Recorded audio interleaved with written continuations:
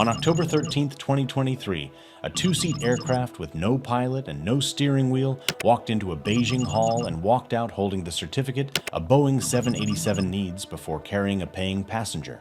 That's not a typo. A full type certificate from China's aviation regulator, the same bar a commercial airliner has to clear.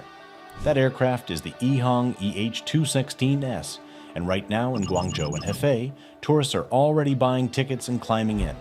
But it's just one of 4 flying cars China has pushed toward production this year, and only one has crossed that finish line. This video runs all 4 the same way, one at a time, what each one can actually do, who built it, and what it has accomplished in the real world so far, as opposed to what a press release claims it can do. That last part is the one that actually separates a flying car from a flying car company's marketing department, and it's the reason only one of these 4 aircraft is currently allowed to take your money. Start with the one that already got there.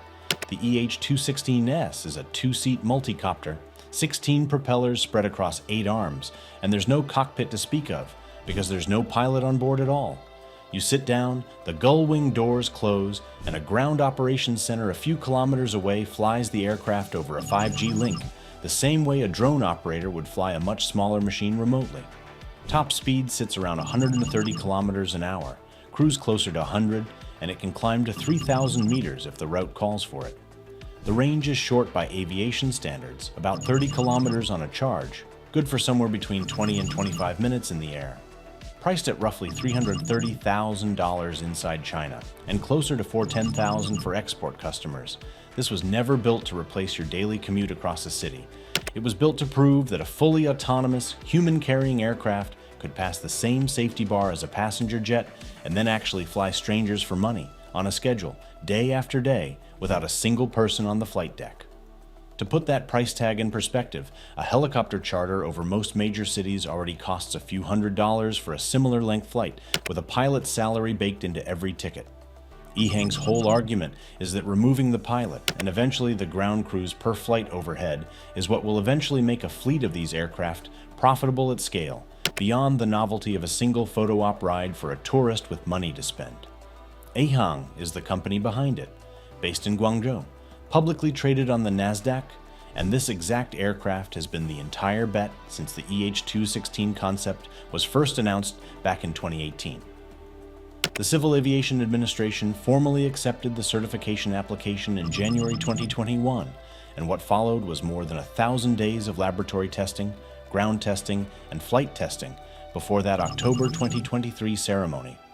This is the aircraft China chose to lead its low-altitude economy push, the umbrella term for every commercial use of the airspace below 3,000 meters, everything from delivery drones to full-size air taxis, and EHang got there first, ahead of every other company on this list and every eVTOL developer in the West chasing the same milestone. Joby and Archer, the 2 American companies furthest along in the FAA's process, are both still working towards certification and still expect commercial flights sometime around 2026 at the earliest. EHang cleared its version of that same bar more than 2 years before this video was made. Here's where the gap between announced and operating actually shows up, and it's wider than a single certificate suggests. A type certificate alone doesn't let you sell a ticket.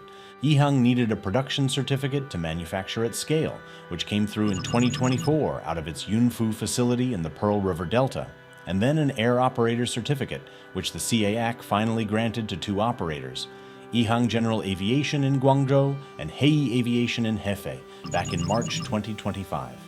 Even that certificate came with a real limit worth knowing about.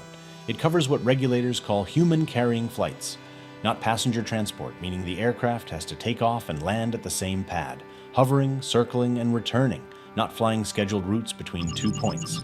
Even with that certificate in hand, the company spent another full year on ground crew training and internal trial flights before it sold a single public ticket. In the first half of 2025 alone, EHang logged more than 10,000 safe flights across its operations worldwide, with 0 accidents and 0 violations on the record, and at the 2 ticketed sites specifically, it ran more than 700 trial flights before ever taking a passenger's money. Only after that did EHang General Aviation and Hefei Aviation open ticketed sightseeing flights to the public in March and April of 2026, from EHang Future City in Guangzhou and Luogang Central Park in Hefei at an early bird fare of 289 yuan, a little over $40 a ride for a short hover and loop flight that returns to the same pad it took off from. That sequence: certify the design, earn the right to manufacture, train the ground crews, run the trial flights, and only then sell a ticket, is the whole story of this entire industry told in miniature, and it's why the delivery numbers are worth pausing on. Between 2018 and 2023, EHang had already delivered 220 units of the EH-216-S to customers. It delivered another 216 EH-216 series aircraft in 2024, and 215 more in 2025. Right through a quarter, where deliveries hit 100 units for the first time in the company's history. Add that up, and you get more than 650 EH-216-S class aircraft in the hands of paying customers, sold to tourism operators and local governments across more than a dozen Chinese provinces, with early units also flying trial routes in Japan, Qatar, Mexico, and Switzerland as EHang courts. Overseas regulators the same patient way it courted the CAX. In Doha, that meant point-to-point flights over the Qatari capital with government authorization, the first urban human-carrying flights of a pilotless eVTOL anywhere in the Middle East. Those aircraft already exist, have already flown, and in Guangzhou and Hefei specifically, are now carrying paying strangers on a loop above the skyline and bringing them back down safely enough, consistently enough, that the CAC let the company start charging money for it. EHang has spent the last year turning that domestic track record into an international one. Its aircraft have flown demonstration routes in Switzerland's mountainous Alpine region, testing whether autonomous eVTOL flight can work over rugged terrain instead of the flat city parks it's used to, and in Mexico, where EHang carried its first passengers anywhere in Latin America at an air show in Tulum, working with local authorities to explore routes connecting airports, hotels, and tourist venues. None of that's a ticketed commercial service yet, not the way Guangzhou and Hefei already are, but it's the same playbook EHang ran at home. Fly first, prove the safety record, then let the paperwork catch up to the demand. And EHang isn't sitting still with what it already has. In December 2025, one of its aircraft flew 22 kilometers across the Guangzhou Strait between Hainan and Guangdong provinces in 18 minutes, running on a new solid-state battery against a ferry crossing that normally takes 60 to 90 minutes. It's a demonstration, not a sale, but it's a clear signal of where the company wants this to go next. Real point-to-point travel over open water, not just a loop that lands back where it started. The company already has a longer-range successor in the certification pipeline too, the VT-35. Designed for roughly 200 kilometers per trip instead of 30, EHang's own admission that a two-seat sightseeing loop is only the opening move. Everyone else on this list is still catching up to that finish line, and the gap looks different depending on which company you're watching. Take AutoFlight's Prosperity. It's a 5-seat aircraft, 1 pilot and 4 passengers, built by a Shanghai company called AutoFlight, founded by Tian Yu, who also started the drone company Unique before this one, and who has spent the years since teaching his engineering team to treat flight testing. The way Unique once treated camera drones: fly constantly, break things in a controlled way, and fix them faster than anyone else in the industry. Prosperity weighs 200 kilograms at maximum takeoff, cruises at 200 kilometers an hour, and covers up to 250 kilometers on a single charge. It uses what the industry calls a lift and cruise layout, a separate bank of rotors just for vertical takeoff and landing, and a second set purely for forward flight, which trades some of a multi-copter's simplicity for a lot more range and speed once it's actually moving. Back in February 2023, it set an unofficial record for a 2-ton eVTOL by flying that entire 250 kilometers on one battery with no recharging stop, a number that still makes engineers at rival companies raise an eyebrow because most aircraft in its weight class are lucky to manage half that distance. AutoFlight has actually run the cargo playbook first, the same way a company might sell to businesses before it sells to consumers. Its cargo variant, Carry All, became the world's first eVTOL over 1 ton to earn a KAC-type certificate back in March 2024, and it's now flying real missions, resupplying offshore oil platforms with a partner in the South China Sea and hauling tea down mountain roads too narrow for trucks in Guizhou province. Prosperity is the passenger version riding on everything that program already proved out. The same relationship a car company's work truck has to its first sedan. The boring, unglamorous cargo version quietly banks the flight hours and the manufacturing lessons the passenger version needs before regulators will ever let it carry a person. But specs on paper aren't what got Prosperity invited overseas. In February 2024, it flew the first cross-sea, intercity eVTOL demonstration anywhere in the world, 50 kilometers from Shenzhen to Zhuhai in 20 minutes, a trip that normally eats 3 hours of your life sitting in traffic around the Pearl River Delta. 2 months later, AutoFlight delivered an actual Prosperity demonstrator to a customer in Japan, the first delivery of a civilian, ton-class eVTOL anywhere, with plans for demonstration flights tied to the 2025 Osaka World Expo. Then in November 2024, it flew a full public demonstration in Japan's Setouchi region over Okayama Prefecture in partnership with a nonprofit called MASK and under full approval from Japan's own Civil Aviation Bureau.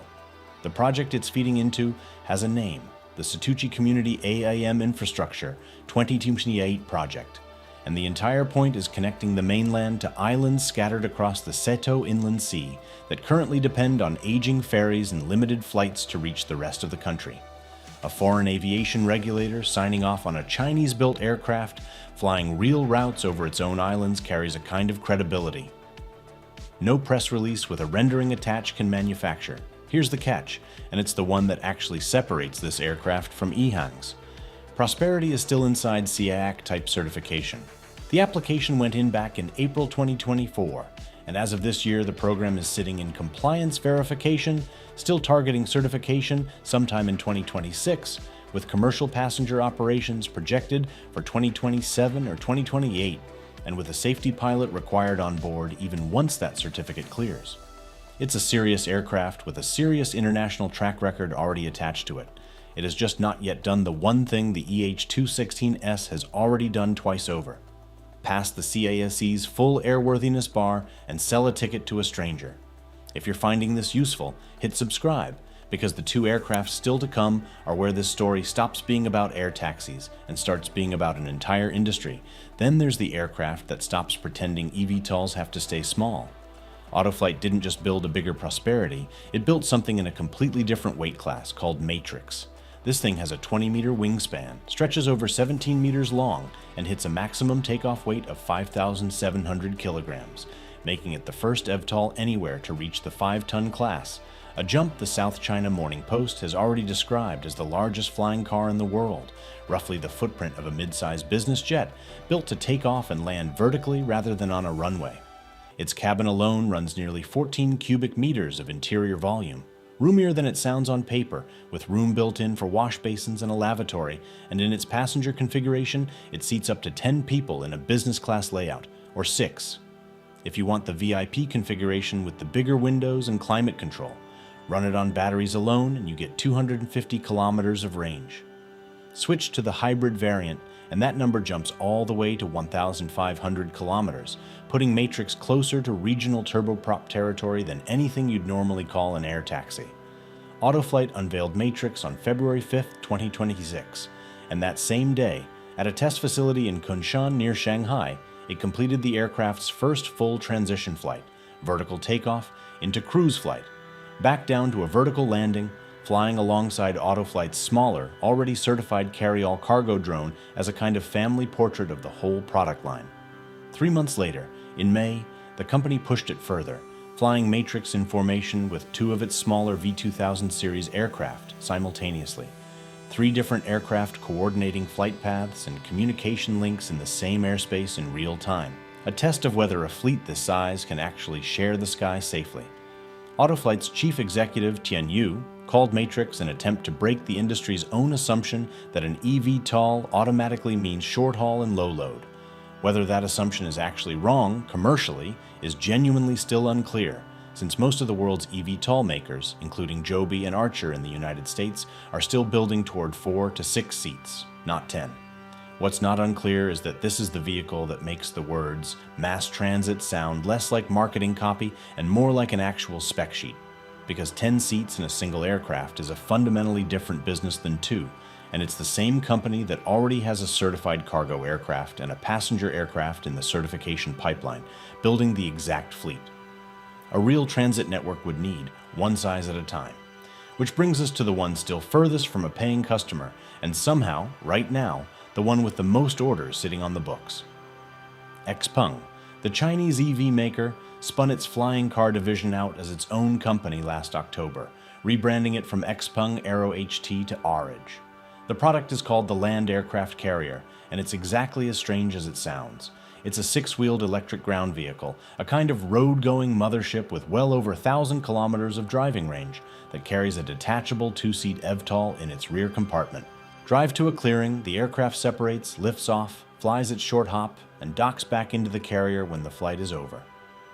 XPeng founder He Xiaopeng has described it as combining the everyday flexibility of a car with the reach of low-altitude flight, all inside one package priced under 2 million yuan domestically, close to $280,000. Aridge has been building toward this for 13 years, backed by more than 500 engineers and over 1,000 registered patents on the design, a scale of investment you'd expect from a national aerospace program, not a car company's side project. In November 2025, the company's Guangzhou factory in Huangpu district rolled the first land aircraft carrier off an actual assembly line, the first facility anywhere built to mass produce a flying vehicle using the same kind of automotive tooling that stamps out ordinary sedans, spread across 5 workshops, covering composites, power systems, connections, painting, and final assembly. At full capacity, that line can finish 1 aircraft every 30 minutes, with an initial run of 5,000 units a year, scaling up toward 10,000, which would make it the highest volume eVTOL factory on the planet by a wide margin. By the Beijing Auto Show in April 2026, cumulative pre-orders had already passed 7,000 in total, with more than 90 orders coming in on a single day of that show alone, on top of a 600-unit order out of Qatar and an early manned flight permit already secured in the UAE, plus a European debut in Munich alongside XPeng's regular car lineup. Aridge is reportedly preparing a Hong Kong IPO filing to fund the next stage of production. What Aridge doesn't have yet is the paperwork that actually matters, the part no amount of factory capacity or pre-order enthusiasm can substitute for. It still needs its own type certificate, airworthiness certificate, and operator certificate before a single customer takes it into the sky commercially, with deliveries currently targeted for later this year.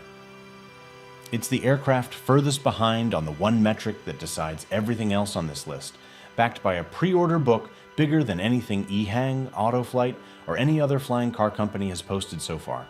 Line these 4 up side by side and the pattern is the whole point of this video. EHang is already there, certified twice over, manufacturing at scale and actually selling tickets to strangers. AutoFlight's Prosperity has the international credibility and the safety pilot to match, still waiting on its own certificate to catch up. Matrix just proved the physics work at a size nobody else in the world has even attempted yet. And Aridge has a factory that can outproduce all 3 of its rivals combined, built for a product that legally can't carry a single paying passenger yet. 4 different companies, 4 different stages of the exact same race, and every one of them is backed by the same government program pushing them toward the same finish line. That program has a name and a number attached to it. China's low-altitude economy, everything from cargo drones to air taxis operating below 3,000 meters, was worth roughly $93 billion in 2024 and an estimated $211 billion in 2025.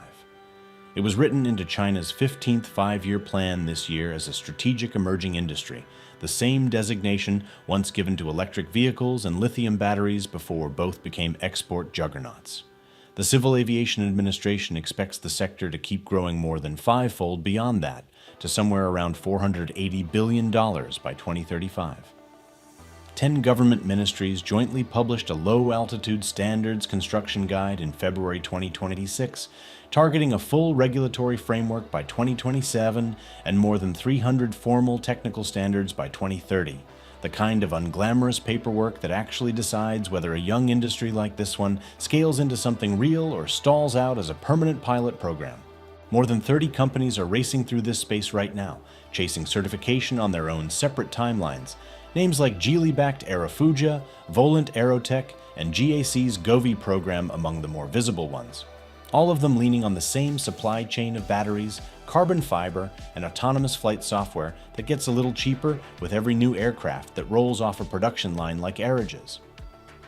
Financing for the sector topped 20 billion yuan in the first half of 2026 alone, with most of it coming from state-linked funds and local governments betting the same way Guangzhou, Hefei, and more than 10 other Chinese cities already have. China now counts more than 89,000 enterprises registered in low-altitude industries, with over 3.28 million registered drones in the sky and total flight hours up nearly 70% year-over-year. The unglamorous foundation of infrastructure and pilots and airspace management that has to exist underneath any of this before a single air taxi can fly a scheduled route. China's own Low-Altitude Economy Alliance projects more than 100,000 of these aircraft, operating over Chinese cities by 2030. For comparison, every commercial airline on the planet combined currently flies somewhere around 35,000 aircraft, a number built up over more than a century of aviation history. China is building toward a fleet of flying vehicles bigger than the entire world's passenger airline industry, and it's doing it with 4 very different machines, at 4 very different stages, all racing toward the exact same sky. EHang isn't the only Chinese company on this list, clearing a bar an entire industry called impossible. One neighbor in this exact race, a car maker, just used that same electric powertrain math to break the outright speed record for any production car on Earth. That story is on screen now.